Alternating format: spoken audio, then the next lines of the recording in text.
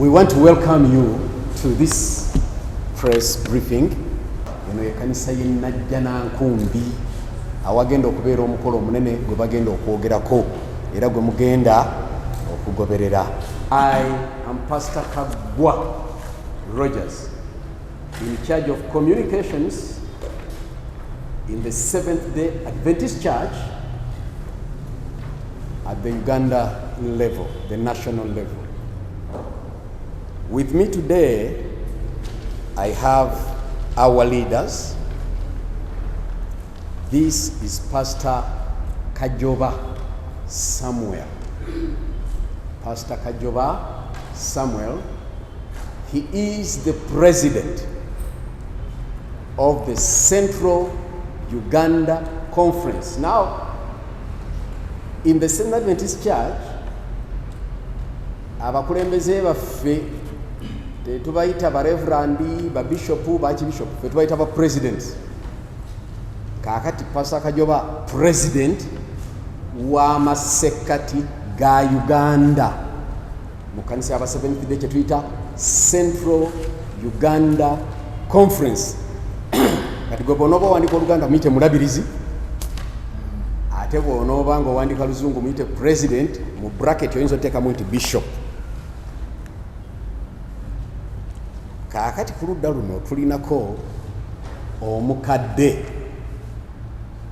Kabuye Stephen. Mu kanisa aba Seventh Day bw'ova ku basumba ba pastors odda ku bakadde b'ekkanisa church elders. So bw'oba wandika Oluzungu wandika nti Elder Stephen Kabuye oba omukadde Stephen Kabuye. Ye mukadde mu kanisa eno ey'Ennajja Nankumbi. So our leaders have come here to talk to you about what is going to happen on Saturday. Mukolo gwa kubeera n'Ennajja Nankumbi tugusuubira okutandika ku ssaawa 3 zennyini. Era bammemba baffe abayite bonna tubasuubira nti ssaawa 3 okutuuka banaba baatuuse dda. Omukolo nga gutandise gujja genda mu maaso era tusuubira nti by ssaawa 7 pulogulaamu yonna ejja kuba emaze okukomekkerezebwa. Kituufu omukolo guno gwa bantu bonna, naye olw'ensonga nti tuli mu mbeera ey'obulwadde obwa COVID ne Ebola, tekyandibadde kyamagezi kuyita bantu bonna kujja wano.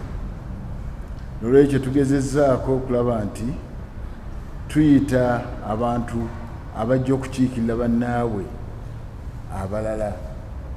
Naye era tufubye okulaba nti mwe mikwano gyaffe bapatanazi baffe mugenda kukola ekitundu kyammwe okulaba nga abantu abo bamanyisibwa abatasobodde kujja wano ebigenda mu maaso.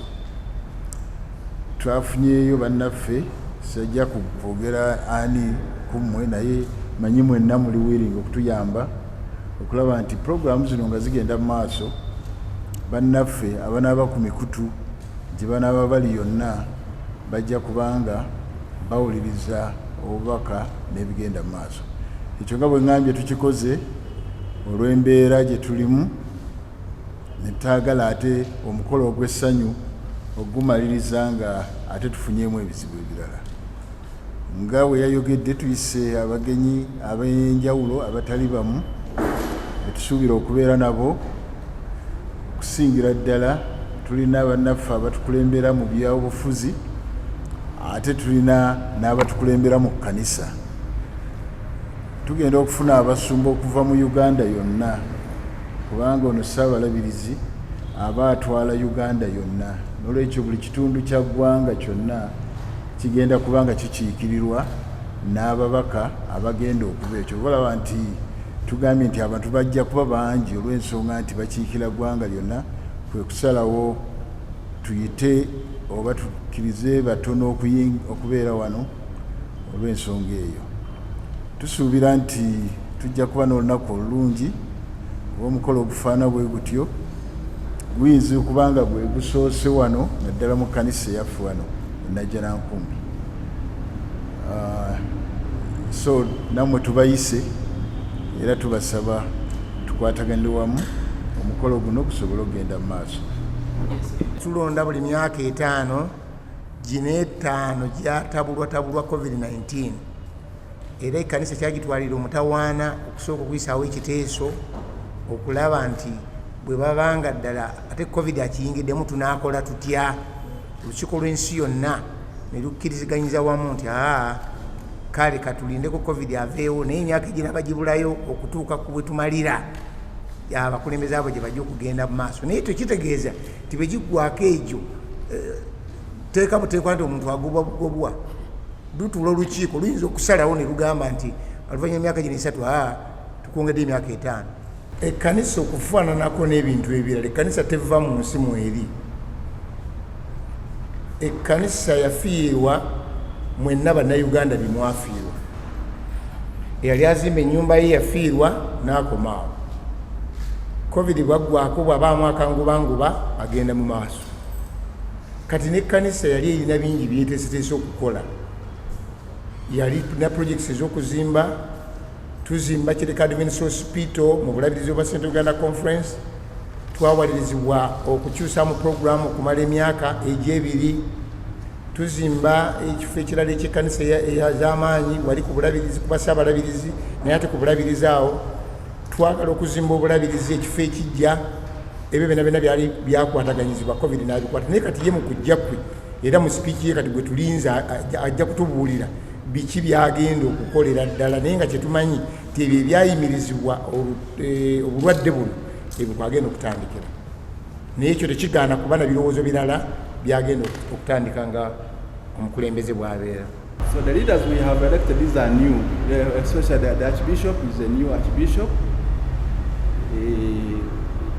As a new Archbishop, we have to install him. Installing him means we publicly declare him that he is the Archbishop, and we invoke upon the Holy Spirit to come and guide him and the team.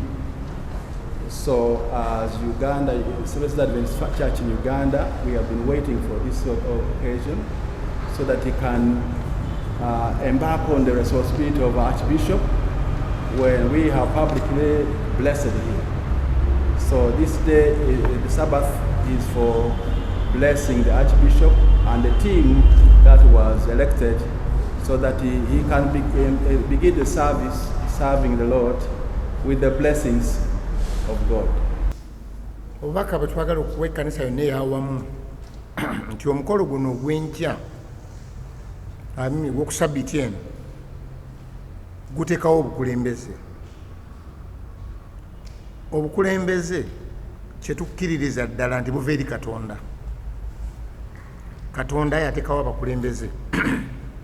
Kati gwe nange ekitukwakatako ekkanisa yonna awamu kwe kusabira Ssaabalabirizi ono ne ttiimu ye ey'ababiri abasatu abo naye ne balala bonna abalondeddwa naye. Ate era ng'omukulu bw'agambye ku mukolo guno ye bwe yabadde ng'akwasibwa wetugendera okumuteeka ku ntebe wano n'abalabirizi abalala bamaze dde okulondebwa ab'obulabirizi obulala era nabo bagenda kubeerawo wano.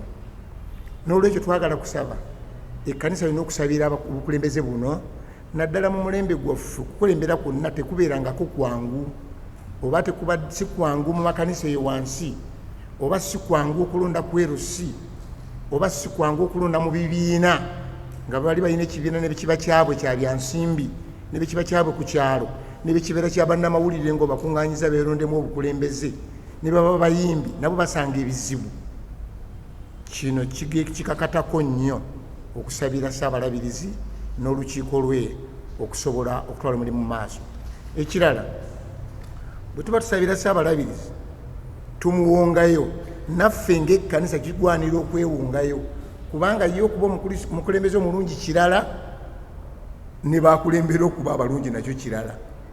Tusobola okufuna omukulembeze omulungi ate abantu ne bamulemesa okukulembera obulungi. N'olwekyo olunaku naffe tulukozese naffe okwewaayo eri Katonda tubeere abakulemberwa mu ngeri esingako obulungi. Eri bannayuganda, chairman w'akakiiko kano akateekateeka omukolo guno omukadde Stephen Kabuye atutegeezezza nti twandibadde tukoze omukolo guno nga munene nnyo. Okufuna ssaabalabirizi omuggya si kintu kya kusaaga, ate naddala nga twakava mu bizibu ebirala bingi.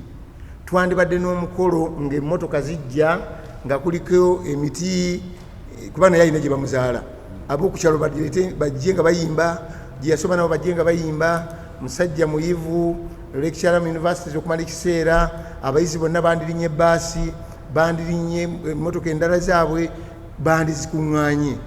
Naye bino byonna era bitusibwamu olw'ebyava mu COVID-19. Tubadde tulowooza nti COVID-19 alinganga agenda ggwerayo wadde talangiriddwa nti aggweddewo. Ebola najja. Olwo kitegeeza nti embeera neeyongera okuba nga si nnyangu ya kweyagala. Tukaluubirizibwa okutegeeza bamemba baffe nti temujja naffe kitukaluubirira. Guno mukolo gwandibadde gubeera wagazi nnyo, naye bino byonna okubiteeka wano ate nga muntu alina na kaadi, ako kabonero akalaga nti waliwo obuzibu mu nsi, ensi teyeeyagala. N'olwekyo twagala okubasaba nti n'abajja era tusigala tubagamba ekintu kyekimu nti tetugambye nti abo abazze be balamu, tubagamba weebeereremu. Era tubasaba bajje wano nga balina ebikozesebwa, masiki yo girina, kasanitayiza okalina, newankubadde bino ebirala byonna banaabigoberera bano ng'abatesitesi, naye ate naawe kikugwanira okwebalama. Omukolo guno guleme kutuviiramu maziga, twagala tugwogerengako nti gwatusanyusa, so siga nti omukolo gwo bonna baali kazindaalo tusigazaawo babiri, tusigazaawo omu. Nolwekyo tubakubiriza abantu tebatunyiigira, naye byava mu ndwadde eziri mu nsi. Si kwekuumira mukolo guno gwokka, naye neeyo mu mikolo egyabwe emirala ng'ekkanisa n'abantu bonna ab'eggwanga ne tubagamba era babeere beegendereza. Our kind and loving Father in heaven, we are grateful to raise our voices to the throne of mercy, to thank you for your kindness that you have led us safely to this place, that we have been able to communicate with the nation relating to the event that we are going to have this coming Sabbath. Thank you, Lord, for enabling us to prepare, and we continue to pray for the blessings from above, for all who are going to travel on Sabbath to come and grace the occasion here at Najanankumbi Seventh-day Adventist Church. We pray that the traveling mercies, the protection from above, may be accorded to each and every one. Pray for good health to the Archbishop and the officers and all departmentals and the bishops that are going to come from our country. We pray that that day may bring honor and glory to you. Thank you for the time you have given us together, and as we are going to depart, we pray for your mercies to accompany us until when we shall meet again on Sabbath. For this is our prayer in Jesus' name. Amen.